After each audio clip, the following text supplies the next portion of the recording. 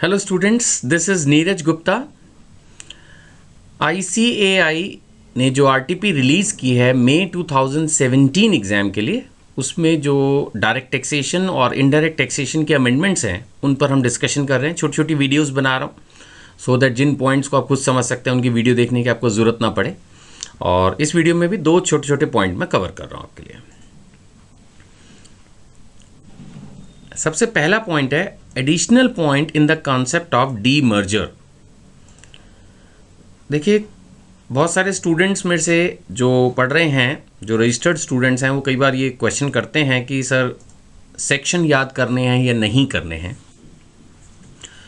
कुछ चीज़ों के सेक्शन रियली इंपॉर्टेंट होते हैं और कुछ के ओके ओके होते हैं। अब बाय द वे मैं किसी को कह दूं ओके ओके और उसी के ऊपर क्वेश्चन एग्जाम में आ जाए तो वो तो फिर एक प्रोफेशनल लाइफ में ये तो प्रॉब्लम रहती है कि कुछ भी बता दो, अगर वो सही बैठ जाए तो अच्छा और नहीं तो प्रॉब्लम। वैसे डी मर्जर का जहाँ तक सवाल है, IPCC एग्जाम के हिसाब से जो कंसेप्ट अब बता रहा हूँ, ना तो ये सेक्शन इंपॉर्टेंट है ना ये कंसेप्ट इंपॉर्टेंट है। बताना मेरी ड्यूटी है, पढ़ना आपका भी ड्यूटी है, क्योंकि जब सिलेबस में है, इंस्टीट्यूट ने इशू किया तो पढ़ लो, but it's not an important point, it's not an important section. Explanation 5 has been inserted in section 2 subsection 19AA। Actually section 2 जो होता है वो किसी भी एक्ट का डेफिनेशन का सेक्शन होता है। तो जो डीमर्जर का मीनिंग है उसमें अभी एक पॉइंट इन्होंने ऐड किया है कि जो पब्लिक सेक्टर कंपनीज डीमर्ज हो रही हैं as per the instructions, as per the you can say the policy, as per the working of the government, उनको डीमर्जर वाले सारे टैक्स इंसेंटिव्स देने हैं। बस इतना सा पॉइंट है। फिर से बोलता हूँ, फिर पढ़ भी दूंगा। डी मर्जर एक कंसेप्ट आपको पता ही है। एक कंपनी जब टूट के कई कंपनीज में डिवाइड हो जाती है उसको बोलते हैं डी मर्जर। जो पुरानी कंपनी होती है, ओरिजिनल कंपनी, वो कहलाती है डी मर्ज्ड कंपनी, और जो नई कंपनियां आप टूट के बनती हैं वो बोलती हैं, वो कहलाती हैं, they are known as resulting company. ठीक है ना। तो अभी क्या है कि पब्लिक सेक्टर कंपनीज को, कुछ पब्लिक सेक्टर कंपनीज को गवर्नमेंट ने तोड़ा होगा, उसके लिए ये प्रोविजन क्रिएट किया। क्या है इसमें प्रोवाइडेड दैट द रिकंस्ट्रक्शन और splitting of a public sector company. कहानी जो हम पढ़ने वाले हैं वो इसके बारे में है, रिकंस्ट्रक्शन और splitting up a public sector company which ceased to be a public sector company. जो अब पब्लिक सेक्टर कंपनी नहीं रही, उसके शेयर्स बेच दिए। क्यों, कैसे हुआ? As a result of transfer, as a result of transfer of it shares by the central government.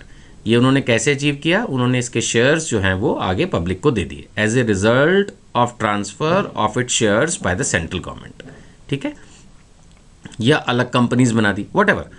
मतलब एक तरह से गवर्नमेंट ने ये एक नया रास्ता निकाला कि पब्लिक सेक्टर कंपनीज को, सरकारी कंपनियों को अब शेयर्स आगे ट्रांसफर करके इंडिपेंडेंट कंपनीज बना रहे हैं। शायद इंटेंशन रही होगी कि भाई इनको प्रॉफिट में लाया जाए या अब इनको भी एक कमर्शियल बेसिस पर ट्रीट किया जाए। तो जो भी सेंट्रल गवर्नमेंट ने इसके बारे में कंडीशंस बताई हैं, अगर वो सारी कंडीशन सेटिस्फाई हैं तो इसको डीमर्जर प्रॉपरली माना जाएगा। और जो टैक्स इंसेंटिव्स डीमर्जर के वक्त ऑर्डिनरी कमर्शियल कंपनीज को अवेलेबल होते हैं वो इस पब्लिक सेक्टर कंपनी को भी मिलेंगे। तो कौन कौन से वो बेनिफिट्स हैं? सबसे पहला, no capital gain tax, that is the first point, कि इनके ऊपर कोई कैपिटल गेन टैक्स नहीं लगेगा, क्योंकि नेचुरली जब डी मर्जर होगा तो ownership of capital assets transfer होंगी। कोई भी है, चाहे कोई बिल्डिंग है, चाहे कोई उनके पास कंप्यूटर्स हैं, उनके पास कोई व्हीकल्स हैं, नेचुरली वो सब आज की तारीख में ऑनरशिप होगी पब्लिक सेक्टर कंपनी की। जब डी मर्जर हो गया, रिजल्टिंग कंपनी बन गई, तो वो सारी ऑनरशिप अब ट्रांसफर हो जाएगी। और वो ऑनरशिप अब किसको मिलेगी? उस नई कंपनी को, रिजल्टिंग कंपनी को। तो एक तरह से चेंज ऑफ हैंड्स है, चेंज ऑफ ऑनरशिप है, it is a transfer. But section 47 में इस पर टैक्स नहीं लगेगा, ये एक बेनिफिट ऑफर्ड है। दूसरा, अब ये भी चांस है कि पब्लिक सेक्टर कंपनी को डीमर्ज करने का डिसीजन, किसी एक पर्टिकुलर पब्लिक सेक्टर कंपनी को डीमर्ज करने का डिसीजन गवर्नमेंट का इसलिए रहा हो कि वो लॉस में चल रही हो। अब कल को अगर उस कंपनी को डीमर्ज करके रिजल्टिंग कंपनी बना रहे हैं किसी एक पर्टिकुलर विंग की, तो उस कंपनी को वो पुराने जो लॉस थे, एक्यूमुलेटेड लॉसेस जिसको बोलते हैं, क्या वो कैरी फॉरवर्ड करना अलाउड होगा? तो आंसर है yes, the losses can be carried forward and set of in the hands of resulting company. जो रिजल्टिंग कंपनी है वो इन लॉसेस को जो चलते आ रहे हैं, आप देख रहे हैं यहाँ पे लिखा हुआ, मैं इसको बोल्ड कर देता हूँ, accumulated losses and unabsorbed depreciation of demerged public sector company समझिएगा इस बात को कि जो एक्यूमुलेटेड लॉसेस हैं, अनअब्जॉर्ब डेप्रिसिएशन है डीमर्ज पब्लिक सेक्टर कंपनी का, वो अब रिजल्टिंग कंपनी को अलाउ किया जाएगा। देखा जाए तो मैं आपको वही सारी बातें बता रहा हूँ जो आपने ऑलरेडी किसी ऑर्डिनरी प्राइवेट कंपनी के लिए, पब्लिक लिमिटेड कंपनी के लिए, जो मतलब एक तरह से जो प्राइवेट लेवल पर लोग डील करते हैं, बिजनेस करते हैं, उनको जो डीमर्जर के बेनिफिट्स दिए गए हैं, गवर्नमेंट ने पब्लिक सेक्टर कंपनीज को वो सारे बेनिफिट दे दिए और उस पर्पस के लिए डीमर्जर की डेफिनेशन में ये एक्सप्लेनेशन 5 ऐड कर दिया। जैसा मैंने ऊपर आपको बताया था ना, that explanation 5 has been inserted. तो ये एक एक्सप्लेनेशन ऐड करके उन्होंने ये अचीव कर लिया कि पब्लिक सेक्टर कंपनीज को भी सारे टैक्स इंसेंटिव्स ऑफर कर दिए गए। जैसे कि 2 मैं अभी तक डिस्कस कर चुका हूँ। एक तो जो एसेट्स ट्रांसफर होंगी उस पर कोई कैपिटल गेन टैक्स नहीं लगेगा, और दूसरा जितने भी लॉसेज होंगे वो कैरी फॉरवर्ड अलाउड होगा। इसी तरह से अगर कोई डिडक्शन मिल रही थी, deduction under section 80IA to 80IE, ये जितनी भी नया बिजनेस करने पर पहले 5 साल, 10 साल, 7 साल, अलग अलग सेक्शंस में अलग अलग बेनिफिट हैं, डिडक्शंस मिलती हैं सेक्शन 80 में। Now they will also be available to the resulting company for the unexpired period. मेरे ख्याल से मोस्टली स्टूडेंट इस अनएक्सपायर्ड पीरियड की बात को समझते होंगे। रिजल्टिंग कंपनी को अनएक्सपायर्ड पीरियड के लिए मिलेगी। कहने का मतलब है जैसे सपोज किसी पर्टिकुलर सेक्शन में बेनिफिट 10 साल तक मिलना है। Suppose a particular section is offering the benefit for 10 years and the old company, the demerge company, has already availed the benefit for 6 years। Suppose पुरानी कंपनी 6 साल के लिए उस बेनिफिट को अवेल कर चुकी थी। So now the resulting company can claim the benefit for the remaining 4 years। यानी जो रिजल्टिंग कंपनी है वो बाकी बचे हुए 4 सालों में उस बेनिफिट को क्लेम कर पाएगी। इजी बात, क्लियर है। इसी तरह से एक सेक्शन है जिसमें ये जो डीमर्जर के एक्सपेंसेस हैं, ये खर्चे भी तो होते हैं काफ़ी सारे, तो ये जितने भी डीमर्जर के एक्सपेंसेस हैं ये सारे डिडक्टिबल होंगे। कैसे? इन 5 equal annual इंस्टॉलमेंट्स। ठीक है ना। सो जो हमारे डीमर्जर एक्सपेंसेस हैं वो 5 equal annual इंस्टॉलमेंट्स में डिडक्टिबल होंगे, इसमें कोई प्रॉब्लम नहीं है।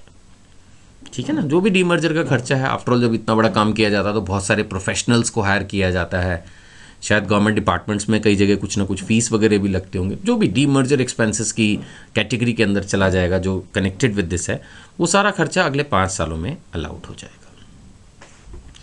व्हाट आई मीन टू से, अगेन आई एम री एक्सप्लेनिंग द थिंग कि जो पब्लिक सेक्टर कंपनी का डीमर्जर अलाउ किया उस पर्पज़ के लिए एक एक्सप्लेनेशन ऐड कर लिया गया है, और अब वो बेनिफिट जो है वो टैक्स इंसेंटिव्स जो हैं, चाहे वो कैपिटल गेन में एग्जम्पशन है, चाहे लॉसेस का कैरी फॉरवर्ड है, चाहे डिडक्शंस का कैरी फॉरवर्ड है एक तरह से, और चाहे खर्चों की डिडक्टिबिलिटी है, ये सारा जितने भी नॉर्मल बेनिफिट्स डीमर्जर पर इनकम टैक्स लॉ में अवेलेबल हैं वो पब्लिक सेक्टर कंपनीज को भी ऑफर किए गए हैं।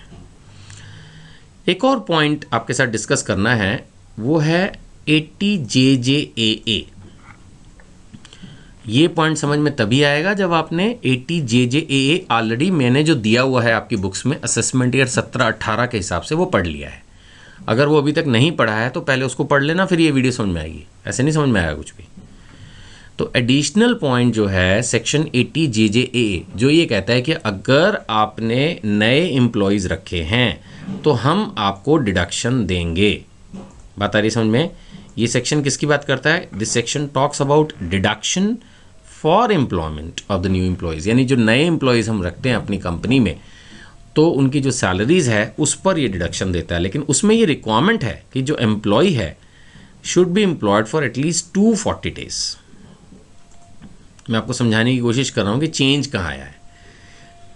जो सेक्शन 80JJAA है जो मैंने आपको असाइनमेंट्स में दिया हुआ है, आपने अपनी किताब में पढ़ रखा है, मैंने ये कहा ना, मैं प्रिज्यूम कर रहा हूँ, तो आपने ये पढ़ा होगा कि जो एम्प्लॉयज़ हैं वो सब एटलीस्ट 240 days के लिए जॉब करें, तब तो एलिजिबिलिटी बनेगी एम्प्लॉयर को उस पर डिडक्शन मिलने की, नहीं तो नहीं मिलेगी ना। अब एक सीजनल नेचर ऑफ बिजनेस इन्होंने पकड़ा है जो कि क्लोथिंग का बिजनेस है, अपैरल बिजनेस। तो उसके बारे में इन्होंने ये कहा है कि हम, क्योंकि ये seasonal kind of A business है, हम इसमें ये लिमिट रिड्यूस करके 150 करते हैं, है ना। बड़ी स्ट्रेंज बात है क्योंकि और बहुत सारे सीजनल बिजनेस हैं, सिर्फ एक क्लोथिंग बिजनेस पर ही मेहरबानी क्यों? बट सवाल ये है कि चलो मेहरबानी जितनी भी हुई तो सही। तब आपको समझ में आया। मैं एक बार फिर आखिरी बार बोल रहा हूँ, सेक्शन 80 JJAA डिडक्शन देता है बिजनेसमैन को जो सेक्शन की अदर कंडीशंस को पूरा कर रहे हैं, अगर वो अपने यहाँ नए एम्प्लॉयज़ रखें, लेकिन वो तभी माने जाते हैं एम्प्लॉयज़ जब वो साल में कम से कम 240 दिन के लिए एम्प्लॉयड हो, है ना, यानी करीब 8 महीना।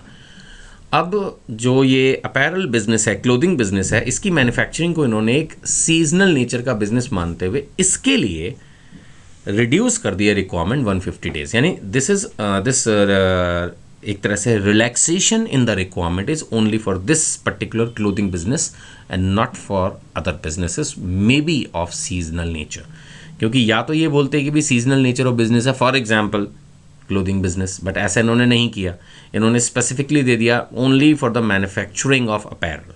तो जब इसकी बात हो गई, स्पेसिफिक बिजनेस दे दिया, तो उसका मतलब किसी और बिजनेस को, चाहे वो मैन्युफैक्चरिंग ऑफ सीजनल नेचर क्यों ना हो, तब भी 150 डेज का बेनिफिट नहीं मिल पाएगा। This is only for this specific business and again it means for any other business the requirement is still 240 days minimum होगा। कोई employ employed during the previous year, तभी उस एम्प्लॉय की सैलरी पर एम्प्लॉयर को section 80 JJAA में कुछ deduction मिल पाएगी। ठीक है,